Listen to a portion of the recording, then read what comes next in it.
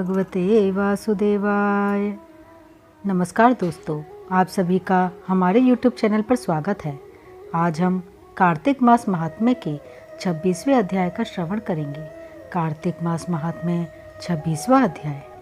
नारद जी बोले, इस प्रकार विष्णु पार्षदों के वचन सुनकर धर्मदत्त ने कहा, प्रायः सभी मनुष्य भक्तों का कष्ट दूर करने वाले श्री विष्णु की यज्ञ, दान, व्रत, तीर्थ सेवन तथा तपस्याओं के द्वारा विधि पूर्वक आराधना करते हैं।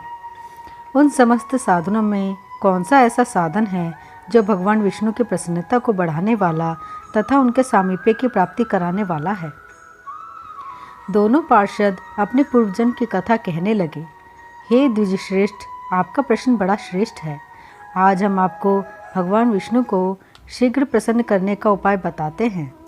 हम इतिहास सहित प्राचीन वृत्तांत सुनाते हैं, सावधानी पूर्वक सुनो। ब्राह्मण पहले कांचीपुरी में चोल नामक एक चक्रवर्ती राजा हो गए हैं। उन्हीं के नाम पर उनके अधीन रहने वाले सभी देश चोल नाम से विख्यात हुए। राजा चोल जब इस भूमंडल का शासन करते थे, उस समय उनके राज्य में कोई भी मनुष्य दरिद्र, दुखी, पाप में मन लगाने वाला अथवा रोगी नहीं था। एक समय की बात है, राजा चोल अनंत शयन नामक तीर्थ में गए, जहाँ जगदीश्वर भगवान विष्णु ने योग निद्रा का आश्रय लेकर शयन किया था। वहाँ भगवान विष्णु के दिव्य विग्रह की राजा ने विधि पूर्वक पूजा की। दिव्य मणि, मुक्ताफल तथा सुवर्ण के बने हुए सुंदर पुष्पों से पूजन करके साष्टांग प्रणाम किया। प्रणाम करके ज्यों ही बैठे, उसी समय उनकी दृष्टि भगवान के पास आते हुए एक ब्राह्मण पर पड़ी, जो उन्हीं की कांची नगरी के निवासी थे। उनका नाम विष्णुदास था। उन्होंने भगवान की पूजा के लिए अपने हाथ में तुलसी दल और जल ले रखा था।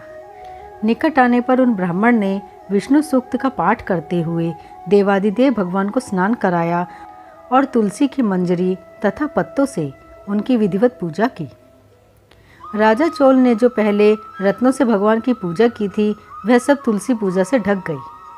यह देखकर राजा कुपित होकर बोले, विष्णुदास, मैंने मणियों तथा सुवर्ण से भगवान की जो पूजा की थी, वह कितनी शोभा पा रही थी।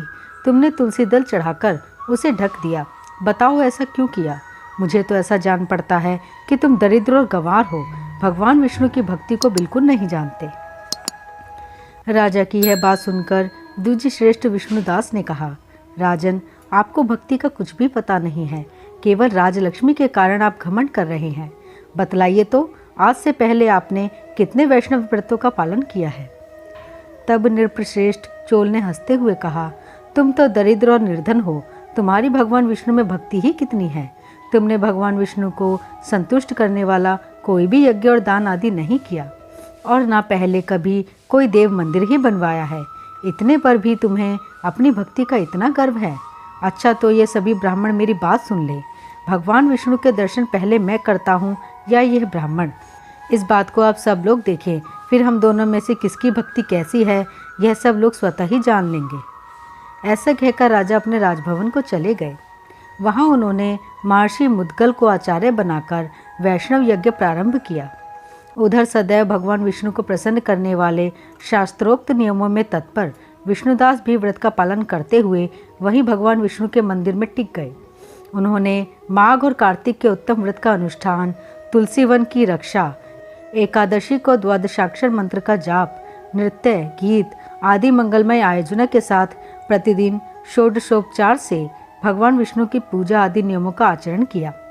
वे प्रतिदिन चलते फिरते और सोते हर समय भगवान विष्णु का स्मरण किया करते थे। उनकी दृष्टि सर्वत्र सम हो गई थी।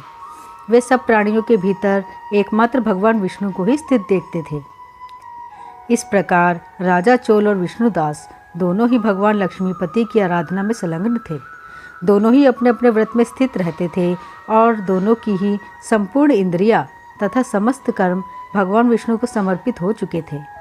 इस अवस्था में उन दोनों ने दीर्घकाल व्यतीत किया। कार्तिक मास महात्म्य 26वां अध्याय यहीं समाप्त होता है। ओम नमो भगवते वासुदेवाय।